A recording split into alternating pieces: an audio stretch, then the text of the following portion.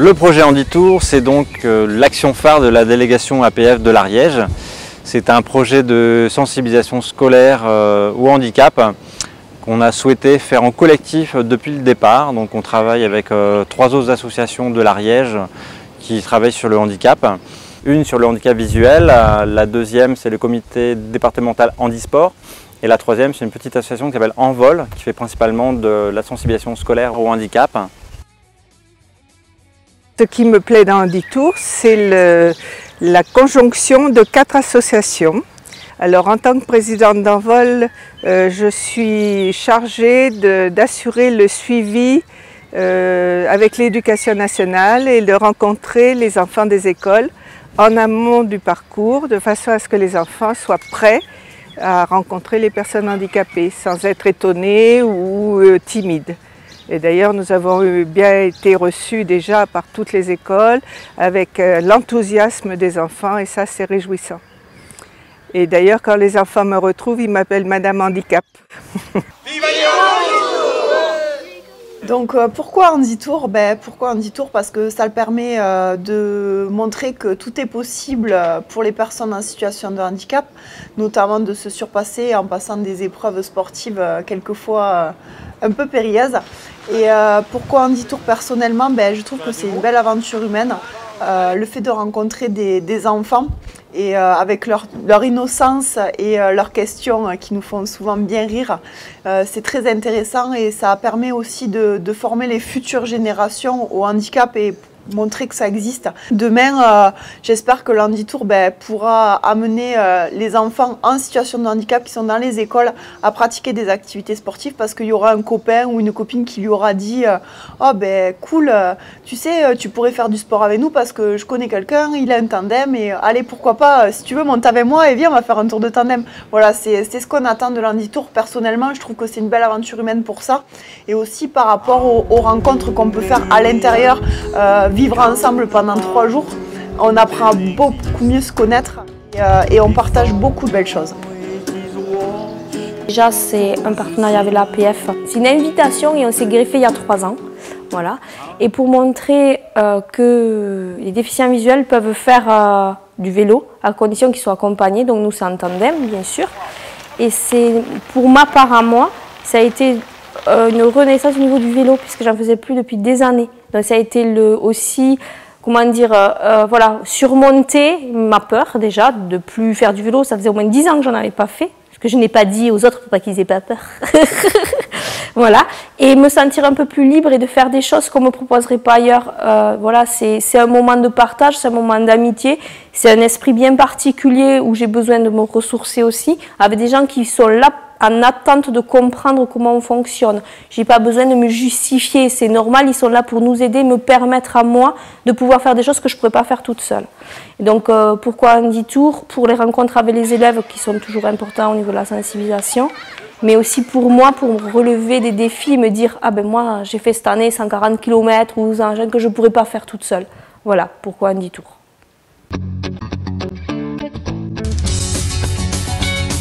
Handitour, c'est combien de jours, combien de kilomètres? Alors généralement c'est 3 jours. Cette année on avait décidé de faire un court métrage, du coup on a rallongé d'une journée, 4 jours, voilà, pour avoir un petit peu plus de temps. Et à l'occasion, là on a fait une belle boucle vraiment sur le territoire du parc naturel régional d'Ariège-Pyrénées, qui était partenaire aussi sur l'aventure. Et on a fait 200 km, plus certains ont rallongé pour boucler la boucle en revenant jusqu'à Loubières. Et on a notamment passé un col à 1249 mètres, voilà, le col de Port. Au départ, on devait passer par le port de l'Ers, qui est encore plus haut, mais c'était fermé pour raison de travaux. Et voilà, sur 4 jours, 3 nuits, hébergés à droite, à gauche, dans des salles des fêtes, dans un IME, dans une colonie de vacances aussi. Donc voilà, à chaque fois, on essaye de s'adapter avec ce qui est possible sur le coin, à partir du moment où c'est accessible, ce qui n'est pas toujours évident. Vous partez où, monsieur, avec votre handbike? Jusqu'à Tarascon, en train, ouais. Et puis ensuite tout le tour de l'Ariège. Et vous êtes tout seul? Ah non, on sera ce soir 3 handbikes et 3 tandems. Voilà, dans l'après-midi un petit peu plus, puisqu'il y a toute une classe qui nous accompagne avec pour la première fois un enfant handicapé de cette câble non-voyant qui va faire du tandem également avec nous pour la première fois. Il va découvrir le sport handi. On est déjà arrivé. Eh ouais. Max, Merci. Merci, merci.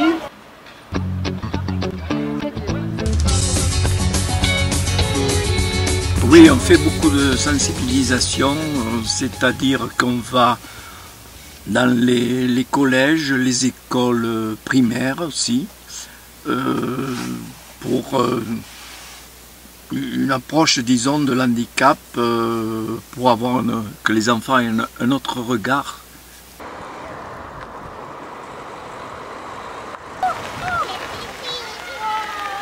Et ils posent des questions très intéressantes et ils sont très directs.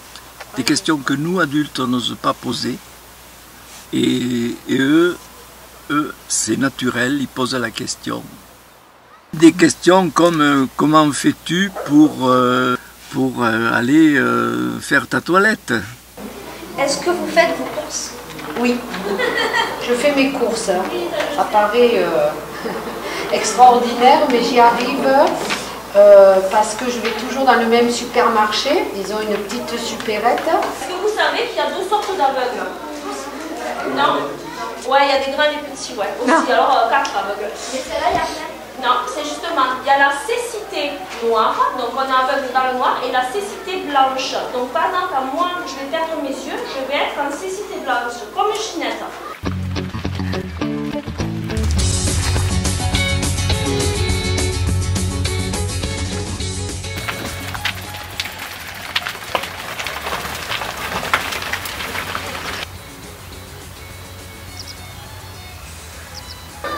Non, pas dessus, merci.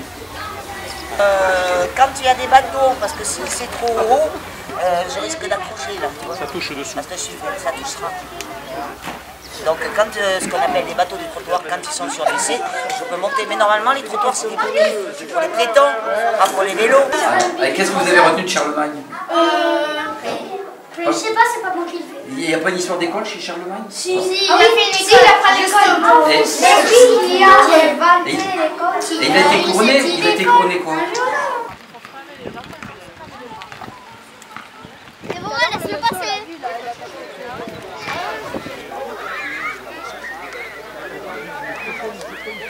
Je déplace avec des cannes, le vélo, j'ai des cannes, je prends des cannes, et quand c'est trop loin, je prends des cannes. Et à la maison, j'ai un fauteuil électrique, des scooters électriques.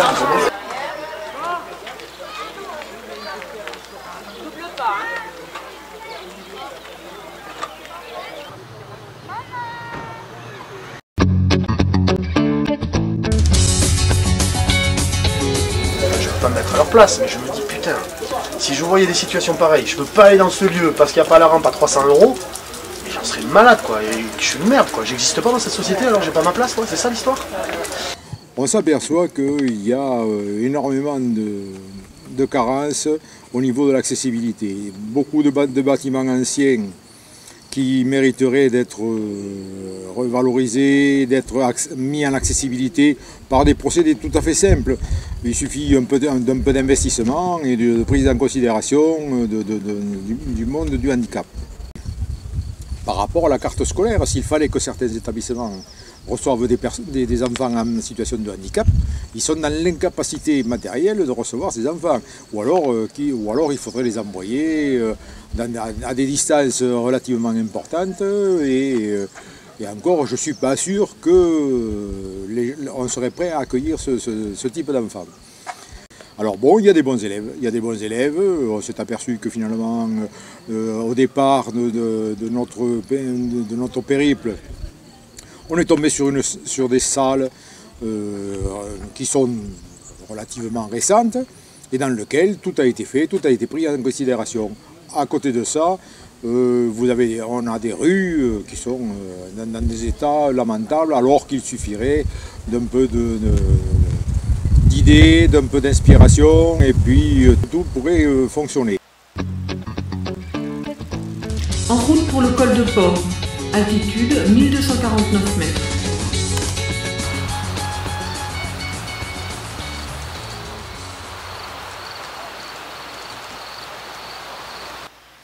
Ah, en tant que participant, on n'est pas là pour,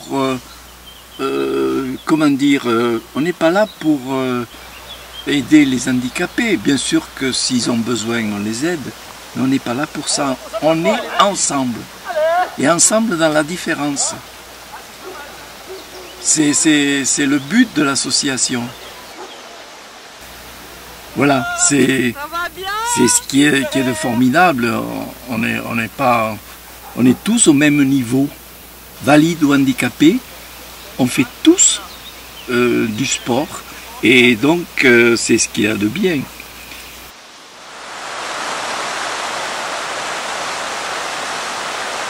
Je vais dire un âne parce que j'adore les ânes. Oui, voilà. Donkey, appelle-moi, je suis ton donkey.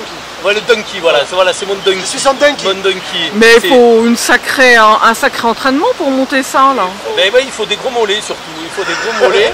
Et voilà, c'est ma bête de somme à prix modique. Ah ouais, ça, il faut ça, si t'as pas ça, tu peux pas. Didier, c'est ma bête de somme à prix modique. Voilà, c'est ma bête de somme. Ah, et vous entraînez ensemble? Non, c'est l'organisation, on se découvre. Mais alors, c'est pas avec une chambre à air, ça, c'est quoi? Ah ben c'est juste une sangle raccrochée au véhicule. Et nous, avec cet objet, là, la chambre à air, donc on a un élastique qui évite les à-coups, qui rendrait pénible la traction. N'hésite pas, hein.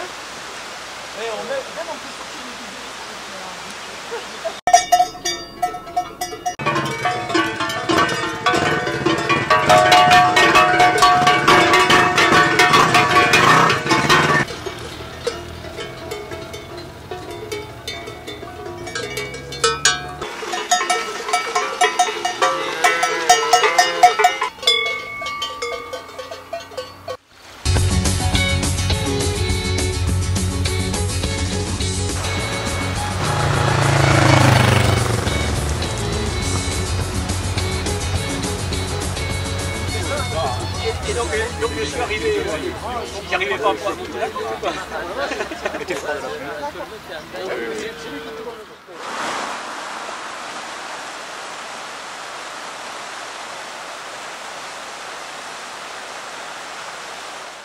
Je suis tombé de 10 mètres. 10 mètres, et tu sais, ça commence à faire haut, 10 mètres, et ça fait quasiment, c'est quasi le troisième ou quatrième étage, là, tu vois. Sur le dos, je suis tombé. C'était la barre libre, il n'y avait pas de corde. Voilà, aujourd'hui, c'est interdit, ouais, c'est interdit. C'est des activités à risque. Mais à l'époque, on faisait ça, et ben voilà, sans corde, on faisait un peu n'importe quoi. Ouais, c'est le dos. La colonne vertébrale a cassé, et la moelle épinière a été sectionnée, donc il n'y a plus de commande. Voilà, je pousse plus les jambes, fini. C'est pas chouette. C'est pas chouette, ouais, c'est pas chouette, mais bon, c'est des accidents de la vie qu'on appelle, voilà, il faut, tu sais qu'on a 15 ans, on se sent invulnérable, on a l'impression que les accidents arrivent aux autres, jamais à soi, et là on se trompe beaucoup là-dessus, hein. Il faut faire attention, la vie est un risque, hein, mais il ne faut pas s'empêcher de faire des choses, mais tout le temps garder à l'esprit que, voilà, il faut faire attention. Quand tu traverses la route, passer au passage clouté, beaucoup d'accidents aujourd'hui, c'est des accidents de la route. Hein.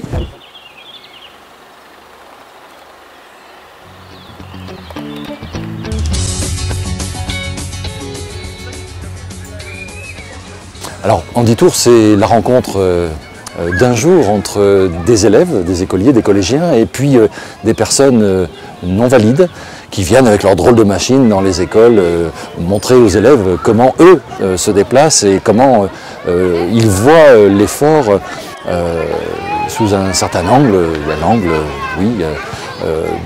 d'un tandem, d'un handbike ou d'autres machines. Alors pour moi c'est véritablement, depuis la loi de 2005, quelque chose qui illustre parfaitement cette notion de vivre ensemble dans notre monde, dans notre société, avec ces règles de vie commune, d'acceptation de la différence et puis de tolérance que l'on doit à l'égard d'un prochain. Et ce croisement de plusieurs générations, parce qu'on est là avec des élèves d'école élémentaire et puis des personnes qui font le tour avec un âge respectable, ça aussi, transmission un petit peu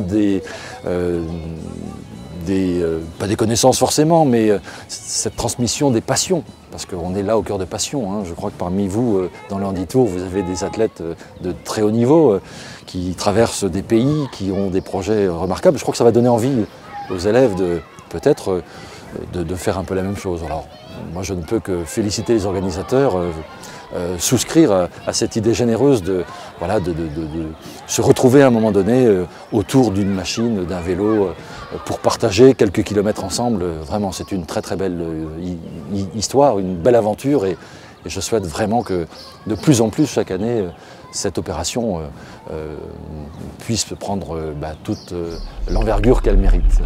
Vraiment, merci aux organisateurs.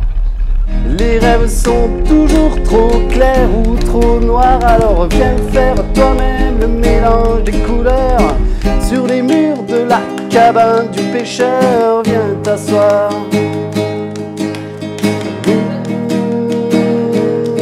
Je l'ai dit, le monde est pourtant pas si loin, on voit les lumières. Et la terre peut faire tous les bruits qu'elle veut.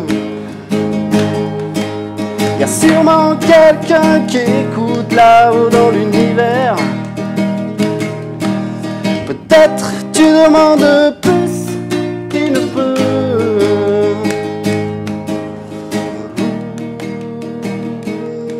Elle m'a dit,